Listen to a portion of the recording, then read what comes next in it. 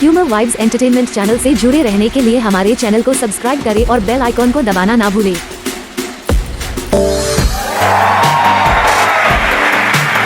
आसान है।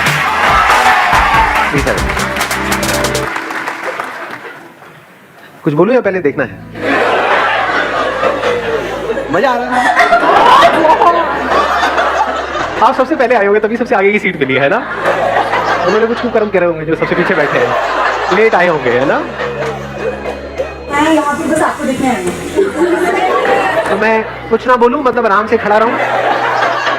मुझे तो बिलीव नहीं होता जब मैंने आया कि मेरा नाम शॉर्ट लिस्टेड हो गया है। मतलब मुझे लगा था ऐवी बोलती कोई फ्री में बुलाते नहीं है। अच्छा, मतलब आप मेरे सेशन सारे देखते हो लेकिन मेरे को चोर समझते हो। मतलब आपको लगता है मैं झूठ बोलता हूँ कि फ्री में कुछ नहीं होता है। मतलब दिखाता हूँ फ्री, यहाँ पे आकर के मैं सबके जो भी आपके कंगन है, सोने के चेन है, ये सब उतार लेता हूँ। मतलब आपको ये लगाता है या फिर पीछे से पैसे खाता हूँ।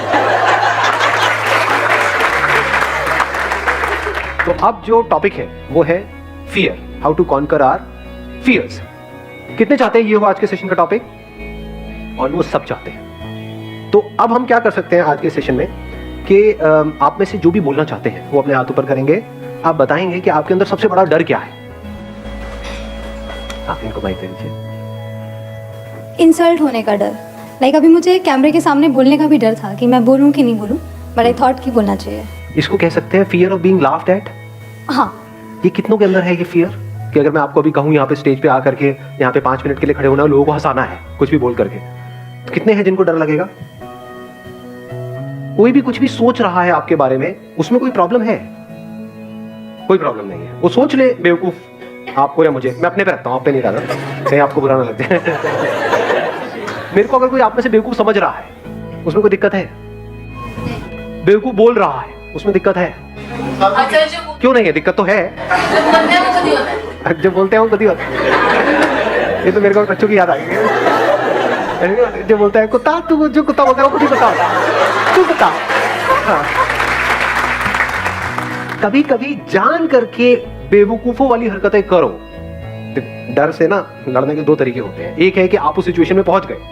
कई बार होता है हम चाहते नहीं है लेकिन एक सिचुएशन में हम पहुंच जाते हैं जहां पर वो डर हमारे आमने सामने होता है, तब हमें पता ही नहीं है कि हम उससे कैसे लड़ें। एक है ऐसी कोई सिचुएशन नहीं है आपकी लाइफ और आप खुद उस सिचुएशन को क्रिएट करो, तो सेफ एनवायरनमेंट है। आप समझ पा रहे हो ना? एक है आपको पानी से डर लगता है, तो एक है कि जब बाढ़ आ गई है या कहीं पे डूब रहे हो तब तैरना सीख रहे हो। एक सेफ एनवायरनमेंट में, यानी किसी स्विमिंग पूल में आप तैरना सीख रहे हो, उसमें तो कोई रिस्क नहीं है, कोई डर नहीं है। ऐसे ही ये जो डर है वो है कि कहीं मैं बेवकूफ ना लगने लगूं। तो अगर हम जानबूझ करके कुछ बेवकूफों वाली हरकतें करें, अपने घर में भी, अपने दोस्तों के सामने भी, यहाँ भी वहां भी, मतलब जानबूझ करके अपना मजाक उड़वाएं, तो क्या लोगों को मजा आएगा आपका मजाक उड़ाने में? नहीं। मजा किसका मजाक उड़ाने में आता है? अपने ऑफिस में, घर में, यहाँ पे वहां पे। जो बुरा मानता है, जो उससे परेशान होता है। जो बुरा मानता है, बुरा क्यों मानता है? क्योंकि उसके अंदर डर है कि कहीं मेरा मजाक ना उड़ जाए।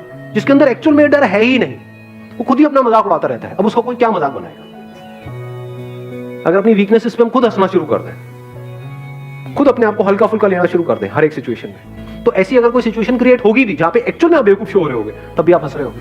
बट अगर हमने अपने आप को ज्यादा सीरियसली ले लिया, अब हम फंस जाएंगे। दुनिया हंसेगी, चाहे आपके मुंह पे ना हंसे, आप जा रहे हो, आपको दिख रहा है मुंह नीचे कर करके हंस रहे हैं लोग। हो जाती है ना कि लाइफ में कई बार ऐसी सिचुएशंस क्रिएट हो जाती हैं, बेवकूफ है, बेवकूफ है, बेवकूफ है, मन में बोल रहे हैं, आपको पता लग रहा है उनकी शक्ल से। तो अगर आपको पता है कि हाँ मैं बेवकूफ भी हूँ, सिर्फ बेवकूफ ही हूँ नहीं, ही हूँ, दोनों में बड़ा फर्क है। कुछ लोगों का ये भी हो जाता है कि हाँ मैं तो बेवकूफ हूँ, मैं बेवकूफ भी हूँ, तो कोई दिक्कत ही नहीं है। आंसर मिल गया आपको?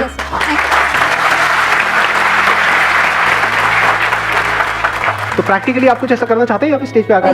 नहीं, इतना नहीं है ना, ये सेफ एनवायरनमेंट नहीं है। लाखों लोग इस चीज़ में देखते हो, नहीं है। बिल्कुल ठीक। अब देखो, अभी इन्होंने कहा नहीं, तो क्या सही डिसीजन है, गलत डिसीजन? बिल्कुल सही है, क्योंकि डर को एक झटके में कॉन्कर नहीं किया जाता है। ये नहीं कि मुझे तैरने से डर लगता है तो मैं सीधा जाकर के समुद्र में तैरूंगा। इसको हम करेज समझते हैं, बट ये करेज नहीं, बेवकूफी होती है बहुत बार।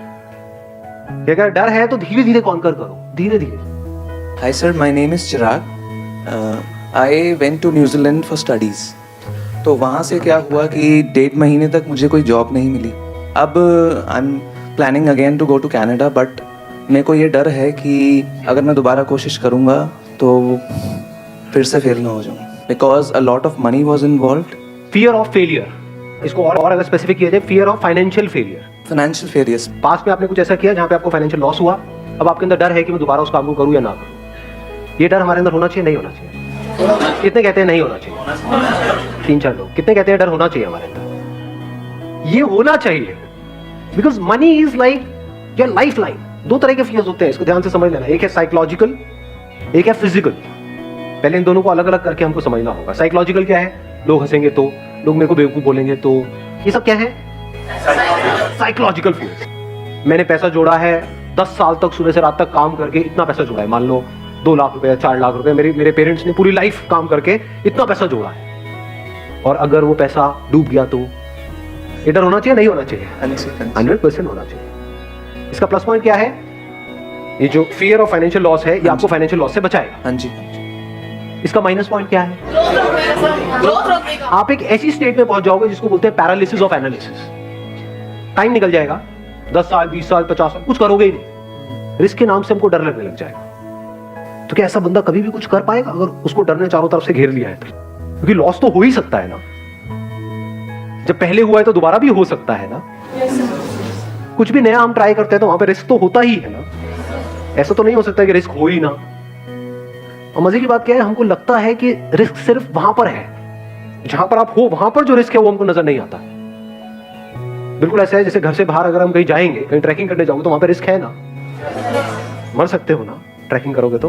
घर में बैठे रहो तो कोई रिस्क है? नहीं है, ऐसा हमको लगता है। बहुत बड़ा रिस्क है, ये कैद है। कैद में जिए, कैद में मरे। क्या किया जिंदगी में? कुछ भी नहीं। सुबह इतने बजे उठे, वहां पर गए, फिर आए, फिर सो गए, फिर ये किया वो किया। एक रेपिटेटिव मोड में नहीं चले जाएंगे। फिर हमें और एक रोबोट में फर्क क्या है? लाइफ किसे कहते हैं? जो ग्रो कर रहा हो या जो रुक गया हो। बिल्कुल हवा की तरह जो चलती चली जा रही है, पानी जो बहता चला जा रहा है। पानी रुक जाता है तो सड़ने लग जाता है। तो ये इसका बहुत बड़ा माइनस पॉइंट है, फियर ऑफ फाइनेंशियल लॉस। क्योंकि कुछ भी करने के लिए पैसा तो चाहिए ही ना। बिना पैसे के क्या नया होगा? मतलब कुछ भी, आपको अपने घर से यहां तक भी आना तो उसके लिए भी पैसा लगा। तो छोटे से भी छोटा कुछ करोगे तो उसके लिए भी पैसा चाहिए। तो अगर हम बहुत ज्यादा डरने लग जाए तो एक बात पक्की है कि हम अगले लेवल पे नहीं जा पाएंगे। तो अब ये डर हमारे अंदर से कैसे निकले? That is a question. ये डर तब निकल सकता है जब जो भी आप करने वाले हैं उस सिचुएशन की हर साइड को आप देख लेते हो। फॉर एग्जाम्पल, आपने अपना एग्जाम्पल दिया कि अब आप कनाडा जाने की सोच रहे हैं। ज्यादातर हम बैकअप प्लान क्या सोचते हैं? मैं कनाडा जाऊंगा, वहां कुछ नहीं हुआ तो यहाँ पे ये कर लूंगा। फाइनेंशियल प्लानिंग किसको कहेंगे?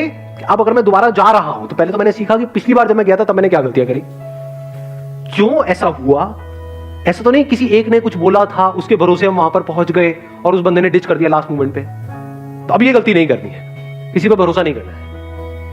क्योंकि इस दुनिया में 99% लोगों को अपनी पड़ी है, आपकी थोड़ी पड़ी है। तो अब क्या यहाँ पे इस रिस्क को कैसे कवर किया जाए, या इस डर को अपने अंदर से पूरी तरह से कैसे निकाला जाए कि अब अगर मैं वहां जा रहा हूं तो जो भी आप सोच के जा रहे हो कनाडा, वो नहीं हुआ तो मैं क्या करूंगा? वापस आके नहीं, वहीं पे वहां गया, जाते ही 2 दिन के अंदर अंदर मैंने ये किया, इस पर्सन से मिला या ये इंटरव्यू दिया, ये किया, वो इंटरव्यू पहले से प्लान्ड है, 10 इंटरव्यूज पहले से प्लान्ड है, ये 10 में भी हर जगह ना हो गया। अब मैं क्या करूंगा? क्या वापस आ जाऊंगा? वहां पे और क्या किया जा सकता है?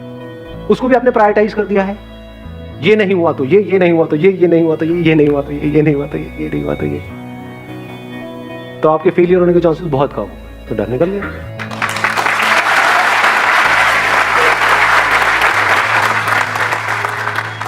एक टॉपिक जो आपने आज तक बताया नहीं। हाँ, इन पर माइक दे दो।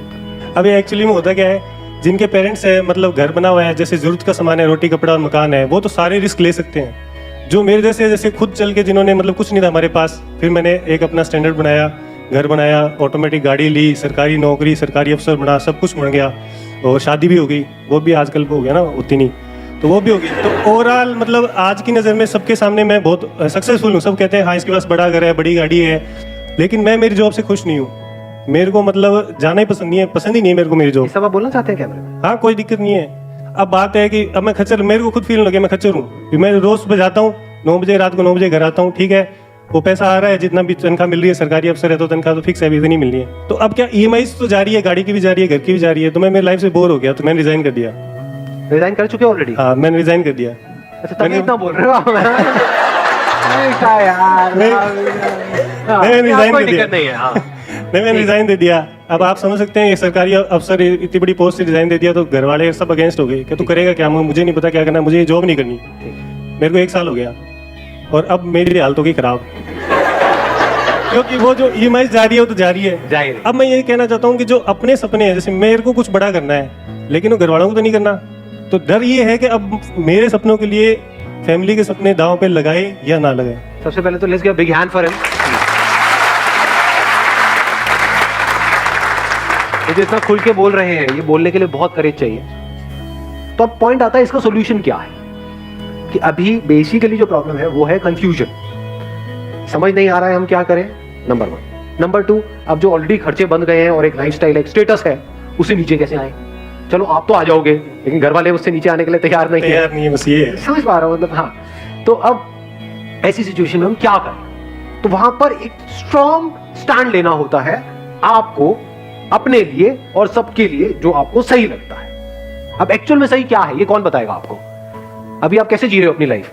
जो एक्चुअल में सही है वो कर रहे हो, या दुनिया ने कुछ नॉर्म सेट करे हुए हैं उसके हिसाब से उसके अंदर उस दायरे में एक्ट कर रहे हो और कह रहे हो कि हाँ सब सही है? क्या आपकी लाइफ की डोर पूरी तरह से आपके हाथ में है?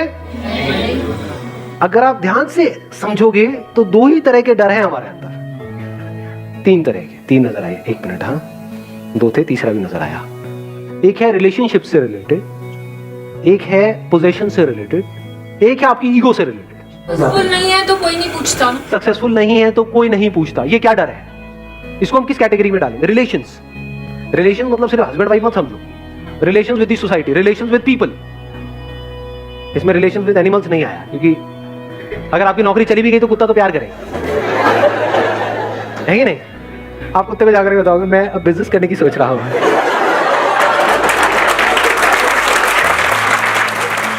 लेकिन अगर किसी और रिलेशन में किसी को बताया तो वो क्या करेंगे? They will not act out of love. उनको आपकी थोड़ी पड़ी है कि आप अंदर ही अंदर फ्रस्ट्रेट हो रहे हो। They will act out of fear. Love में फियर में फर्क देख पा रहे हो? लव हमको आजाद करता है, फियर हमको छोटा बनाता है, सेल्फिश बनाता है। तो अब इसमें क्या करना है कि अगर they are all acting out of fears, तो पहले आपको फियरलेस होना है, तब देयर इज अ पॉसिबिलिटी कि आपके आसपास में जो लोग हैं वो फियरलेस हो सकते हैं। सो ये जो फियर्स हैं, अगर इसको हम एक एक करके फटाफट से देखें, फियर रिलेटेड टू पोजेशंस, चीजों का डर, चीजों को चले जाने का डर। ये डर कैसे निकलेगा? बिना चीजों के जी के देख लो, 10 दिन 15 दिन। बहुत सारे लोगों के साथ क्या होता है, जब ये चीजें उनसे कोई छीन लेता है तब उनको समझ ही नहीं आता है मैं क्या करूं। तब ज्यादातर लोग ऐसे में या तो बिल्कुल ही अंदर से खत्म हो जाते हैं, डिप्रेशन में चले जाते हैं। ये जो लाइफस्टाइल होता है एक तरह का, उसको खोने का डर कब निकल सकता है? जब आप एक्चुअल में ऐसे जी रहे हो कि आपके पास शायद पैसा बहुत है, लेकिन आप बड़ी से बड़ी गाड़ियों में भी घूम रहे हो और पैदल भी घूम रहे हो, स्कूटर पे भी घूम रहे हो। गाड़ी का मतलब क्या है? चाहे छोटी हो चाहे बड़ी हो, कहीं पहुंचने के लिए है ना। गाड़ी का और एक्चुअल में रोल क्या है? और कोई रोल है? बाकी सब यहाँ है, साइकोलॉजिकली है कि मेरी गाड़ी तेरी गाड़ी से बड़ी है, उसको क्या, सो व्हाट।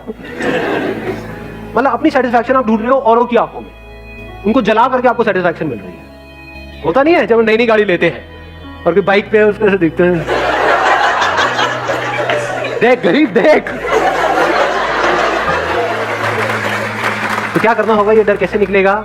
अकेले में कम से कम रिसोर्सेज में अपने साथ में टाइम स्पेंड करो। कुछ दिन तक किसी गुरुद्वारे में जाओ, वहां पे जाकर के खाना खाओ, देखो कितना टेस्टी है, फ्री है नहीं? तो आपको ये पता होना चाहिए कि कैसे कम से कम पैसे में या बिना पैसे के भी मैं जी सकता हूं और खुश रह सकता हूं। इतनी अकल होनी चाहिए। इसको और अगर सिंपल करूं, अपने अंदर झांक के देखा मैं किन चीजों पे डिपेंड हूं जिसके बिना मैं फड़फड़ाने लग जाता हूं, किन लोगों पे डिपेंड हूं। हैबिट पड़ जाती है ना एक तरह की, इनके साथ हम रह रहे होते हैं, चाहे अंदर से लड़ाई झगड़े होते हैं, लेकिन आदत पड़ गई है। जैसे फॉर एग्जांपल आपको एडिक्शन है कि भाई डेली मेरा ये फ्रेंड है, मेरे को उसके साथ में टाइम स्पेंड करना ही करना है। एक फ्रेंड सर्कल बन जाता है, एक मिनट सुनना, एक फ्रेंड सर्कल बन जाता है 5-7 लोगों का, उसमें पता है वो सब मिल करके आपकी ले रहे हैं, मतलब जो भी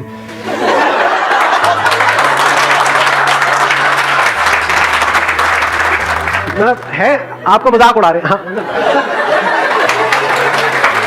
ऐसा होता है नहीं होता है? और आपको डर है कि अगर यही तो गिने चुने 4-5 दोस्त हैं मेरी लाइफ में, ये जो भी बोल रहे हैं बोलने दो, और वो लिमिट धीरे धीरे बढ़ाते चले जाते हैं। कई बार ऐसा होता है सारी हदें पार कर जाते हैं। आपके बारे में बोल रहे हैं, आपके माँ बाप के बारे में बोल रहे हैं, वो बंदे सुने चले जा रहे हैं। क्यों? क्योंकि डर है कि इन्होंने मेरे को अपने ग्रुप से निकाल दिया तो मेरा क्या होगा। डर है ना, तो छोड़ दो ना उस ग्रुप को कुछ टाइम के लिए। महीने के लिए, 2 महीने के लिए देखो छोड़ करके, क्या उसके बिना आप जी सकते हो? तो आपके अंदर कॉन्फिडेंस आएगा। अब आप वहां पे स्टैंड ले सकते हो, नहीं तो you will act always out of fear कि मैंने बोला तो कहीं लड़ाई ना हो जाए, कहीं ये ना हो जाए, वो ना हो जाए। डर में किसी के साथ रह रहे हो, कोई रहना होता है, डर में कोई आपके साथ रह रहा है, कोई रहना है तो प्यार को फाउंडेशन बनाओ ना। प्यार का मतलब क्या होता है? तुझे जो करना है कर, साथ रहना है रह, छोड़ना है छोड़ दे, कल छोड़ना है कल छोड़, अभी छोड़ना है अभी छोड़। कोई और समझ आ जाए तो बहुत बढ़िया है, जाओ। When love is the foundation, तो वहां पर कोई डर नहीं होता। Where there is fear, there is no love. Where there is love, there is absolutely no fear. और कौन सा रह गया? ईगो। अब ये डर कैसे निकलेगा हमारे अंदर से? ईगो क्या होती है? What is ego? नहीं, सिर्फ ये नहीं कि मैं हमेशा सही हूं। कोई बोलता है ना कि मैं तो बिल्कुल ही गलत हूं, मैं तो गया गुजरा हूं, वो भी ईगो है। ईगो हम किसको समझते हैं? मैं ये, मैं वो एरोगेंस है। ईगो का मतलब क्या है? मैं ये हूं, तू वो है, ये ईगो है। जो मुझे तुझसे अलग करती है वो ईगो है। इसकी वजह से मैं सुबह से रात तक अपने आप को औरों से कंपेयर करता रहता हूं, औरों से जेलस होता रहता हूं। हर एक की जड़ क्या है अगर ईगो नहीं है तो? मैं किसी को कुछ भी बोल देता हूं, बट कोई जरा सा मुझे कुछ बोले तो मुझे बुरा लग जाता है। ईगो नहीं तो और क्या है? Unless and until you see it as a fact, absolutely clearly, that this ego is an illusion, it's a myth. ये कोई सच्चाई नहीं है, झूठ है। मैं ये हूं, ये कोई सच्चाई नहीं है, झूठ है। जब ये देख लेते हो तो वहां से प्यार की शुरुआत हो जाती है। अब मुझ में और तुझ में कोई फर्क नहीं। यहां पर मैं हूं, ये तू है, वो, वहां पर प्यार कहां होगा? प्यार मोहब्बत की बातें होंगी। वो भी तब जब दोनों में से किसी एक को दूसरे से कुछ चाहिए होगा, तब वो बातें शुरू हो जाएंगी। जैसे वो मिल जाएगा उसके बाद में कोई और बातें शुरू हो जाएंगी। ऐसा होता है नहीं होता है? What is ego? ये कैसे जाएगी? एक क्वेश्चन है जो अगर आपके अंदर एंटर कर जाता है, that is who am I. Deeply आप अपने आप से एक क्वेश्चन पूछते हो, किसी और से नहीं कि हु आर यू। ना तो लोग औरों से पूछते हु आर यू। अब उसको छोड़, तू क्या है ना जी। आपके लड़ाई झगड़े बिल्कुल बंद हो जाएंगे, किसी से हो ही नहीं सकते। सारे लड़ाई झगड़ों की जड़ क्या है? ईगो। ईगो कैसे डिसॉल्व हो जाती है पूरी तरह से? जब आप इस सच को देख लेते हो कि मुझ में, तुझ में, इसमें, उसमें कहीं कोई फर्क है ही नहीं। ये सच है। अपने आप को आप, एक पेड़ आपको दिख रहा होता है, उससे अलग समझ रहे होते हो, जबकि आपको इतना सा समझ नहीं आ रहा है रियलिटी के बेस पे कि अगर वो पेड़ आपको ऑक्सीजन नहीं देगा तो आप सांस कैसे लोगे? तो क्या आप और वो कनेक्टेड नहीं हो एक दूसरे से? क्या उससे अलग होकर के आपकी कोई औकात है? आप क्या हो उसके बिना? इस सच को हम देख सकते हैं? नहीं देख सकते हैं। ये जो मैं है ना, मैं, ये ईगो है। मैं ये, मैं वो। अब आप चाहे मैं को ऊपर उठाओ चाहे नीचे गिराओ, दोनों ईगो है। सुबह से रात तक यहीं पे हम जीते हैं, यहीं पे मर जाते हैं। इससे जब आप बाहर निकलते हो तब आपको कुछ नजर आने लग जाता है। तब एक नई दुनिया का रास्ता आपके लिए खुल जाता है जो इस दुनिया से बिल्कुल अलग है। अगर मैं और तू कहीं पर भी नहीं है। जैसे फॉर एग्जाम्पल, मैं एक छोटा सा एग्जाम्पल दूंगा, I am not too sure आप कैसे देखोगे। कभी प्रैक्टिकली 20 मिनट के लिए, आधा घंटे के लिए बैठ करके यहाँ पे इस पे ध्यान लगाना, तो आपको समझ आएगा क्या है। ये जो 2 उंगलियां है ना, ये अलग अलग है, ये अलग है, ये अलग है, बिल्कुल इस तरह से जिसके जैसे आपकी बॉडी और ये बॉडी अलग अलग है। पर जैसे ही इसको हम जोड़ते हैं तो कुछ देर बाद ये एक हो जाती है। यहाँ पे एनर्जी आपको फील होगी, फिर धीरे धीरे वो एनर्जी इतनी तेजी से फ्लो करने लग जाएगी कि उंगलियां फील होनी आपको बंद हो जाएगी। You will not be able to feel your fingers. There will be only energy. वो यहाँ है या वहां है आपको ये तक पता नहीं होगा, यहाँ वहां गायब हो जाएगा, सिर्फ एनर्जी रह जाएगी। ये सिंबल है ये बताने का कि सब जुड़ा पड़ा है, सब एक है।